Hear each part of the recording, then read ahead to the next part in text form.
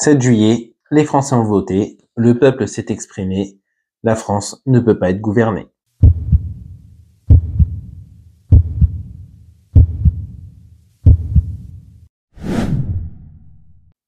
Bonjour à tous et bienvenue sur la chaîne de Kinzao. Aujourd'hui, on va faire un petit débrief live pour les élections législatives. On va en parler en détail. On va voir comment les gens ont voté, les chiffres qui sont ressortis, qui l'a réellement emporté, est-ce que le peuple va pouvoir en profiter et qu'est-ce qui va se passer du coup pour les prochaines années. Du coup, en tête à la surprise générale, c'est la coalition de gauche qui est arrivée première, du coup, avec 180 sièges de réunis avec les coalitions qu'il y a, qui vont du NPA, LFI, Parti communiste français, le Parti socialiste, donc toute la gauche réunie ensemble, donc qui font mieux que du coup en 2022, puisqu'en 2022 la NUPES avait fait que 133 sièges. Le deuxième grand gagnant, malgré tout, reste le Rassemblement national, puisqu'il passe de 89 sièges en 2022 à 143 sièges en 2024. Et bien évidemment, le grand perdant est la majorité présidentielle, qui passe de 245 sièges à 163 sièges. Les Républicains, eux, restent cohérents dans leurs chiffres, puisqu'ils sont à peu près le même nombre de sièges qu'ils avaient déjà à l'Assemblée. Et en plus, c'est ceux qui sortiront les plus dignes, puisque c'est les seuls à pas avoir influencé leurs électeurs et être restés droits dans leurs bottes, droits dans leurs convictions. Donc les chiffres, vous pouvez les voir, ils vont s'afficher ici et ici. Donc pour rentrer dans le détail des chiffres, on va en parler, puisque malgré que la coalition de gauche a fait le plus grand nombre de sièges, le Rassemblement national reste le parti qui a le plus de sièges si on prend parti par parti, du coup, avec les chiffres que vous voyez maintenant, puisque les LFI, le PS, le Parti communiste français ou le parti ou d'autres partis comme le NPA, n'ont pas autant de sièges si on prend parti par parti que le Rassemblement national. Donc ça reste quand même, malgré tout, malgré le fait qu'ils ont une grande déception de leur côté, des grands vainqueurs. Bien heureusement, il y avait une centaine de candidats du Rassemblement national qui ne sont pas passés parce qu'ils avaient effectivement aucune compétence au niveau politique, des casseroles comme des antisémites, comme des propos honteux, comme des photos prises avec des casquettes de SS. Donc ça, c'est inadmissible. Je pense qu'ils ne se sont pas assez préparés sur leurs candidats. Mais de l'autre côté, on peut voir qu'un triple fichier S comme Raphaël Arnaud, du coup triple fichier S pour violence, apologie du terrorisme, antisémitisme, du coup c'est pas moi qui le dis puisque c'est les chefs d'accusation pour son futur procès, lui, et menace de mort, lui, il est réélu. Voilà, donc à savoir si les gens élisent maintenant des fichiers S, où va la France. Des gens incompétents comme Louis Boyard ont été réélus, des gens incompétents comme Obono qui dit à des gens d'aller manger leur mort ont été réélus. Voilà, on est vraiment dans la France, une France désastreuse. Comme de l'autre côté, comme au Rassemblement national, des gens qui sont passés et qui n'ont pas forcément les compétences pour arriver en tant que député. Voilà. Il y a quand même des satisfactions puisque il y a des gens qui ont su tirer leur épingle du jeu. Ce sont les Républicains, pour le coup, qui eux sont restés droits, n'ont pas été dans un ou l'autre parti. Quand on parle des Républicains, je parle du groupe, bien évidemment, pas d'Éric Ciotti et quelques dissidents, bien évidemment.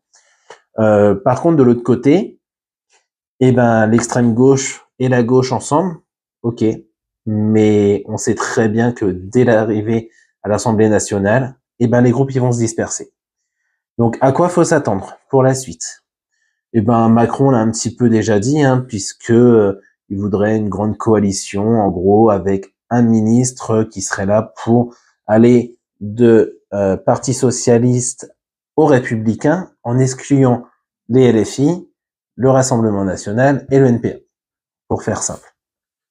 Donc là, pour le coup, il ne fait pas honneur à la Constitution, puisque logiquement, malgré que la gauche est passé, ça sera à eux de dire qu'il faut mettre tel ou tel Premier ministre.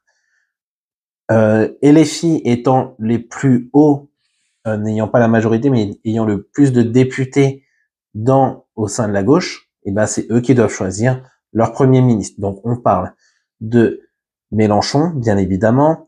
Il y a Ruffin, mais lui, il s'est exclu du parti LFI puisqu'il ne veut plus rien avoir à faire avec ces gens-là, puisqu'il dit qu'il y a eu des propos antisémites tenus par certains députés de la France Insoumise. C'est pas moi qui le dis, c'est Ruffin lui-même. Clémentine Autain, pareil, qui veut se détacher des LFI. Alexis Corbière, qui lui s'est détaché des LFI. Donc on voit déjà que dans leur propre parti de gauche, ils ne s'entendent pas. Dans leur propre parti au LFI, ils ne s'entendent pas. Marine Tondelier pourrait être, en tant qu'écologiste, première ministre, mais pareil, hein, on voit que c'est la chouchoute des médias, mais niveau compétences, il n'y en a aucune. On parle de François Bayrou, dernièrement, qui lui est un centriste, pourrait réunir effectivement un peu de droite, un peu de gauche, ou bien évidemment, il pourrait refuser la démission de Gabriel Attal, qui lui resterait Premier ministre. Donc là, on va tout droit vers quoi? On va tout droit vers une assemblée qui est indirigeable, ingouvernable, puisqu'on voit bien que il y a un gros bloc d'un côté de droite, puisque Républicains et Rassemblement National font pratiquement 200 postes à eux deux, voire un petit peu plus. De l'autre côté, la gauche, à peu près 200 postes aussi à eux deux. Et au centre, à peu près 150, 180 postes au milieu. Donc ça veut dire que, bien évidemment, aucune loi va passer. Puisque quand LFI va proposer une loi où le Rassemblement de gauche ou le Rassemblement national, les autres voteront contre, et ça va faire que ça. Donc, soit le nouveau Premier ministre n'écoute que lui et passe en force les lois, 49.3 sur 49.3 comme il y a déjà eu, soit Macron déclenche l'article 16 comme je vous ai parlé dans la précédente vidéo, et soit il dissout dans un an. Dans tous les cas, on en est là à cause de monsieur Macron, on en est là pour son incompétence, on en est là parce qu'il a voulu faire réagir le peuple, et en faisant ça, il a perdu des députés de sa majorité, il s'est mis à dos certains de ses ministres, comme monsieur le maire, comme Gabriel Attal, comme monsieur Darmanin. Il a perdu ses plus grosses forces. Donc là, il est un petit peu tout seul. Donc à gauche, ils vont pas s'entendre, on le sait déjà, sur tout ce qui va être nucléaire, sur tout ce qui va être social, sur tout ce qui va être guerre en Russie et en Ukraine, parce que même sur ça, ils sont pas d'accord, faut le savoir. Et donc, qu'est-ce qui va se passer? Les partis vont éclater, chacun aura ses positions. Donc là, il y a eu des coalitions, parce que on veut pas écouter le peuple, hein. On préfère les coalitions à ses convictions quand on est député. Et la France va être bien sûr ingouvernable. Donc voilà où on en est. Donc là, on va savoir dans les prochains jours ce qui va se mettre en place. Mais en attendant, la France est devenue ingouvernable et on est dans une catastrophe qui va s'enclencher et on va aller droit dans le mur. Voilà. Donc je vous laisse, je vous souhaite une excellente journée. N'hésitez pas à vous abonner, à liker et lâcher un petit commentaire. Et moi, je vous souhaite une excellente journée et je vous dis à bientôt.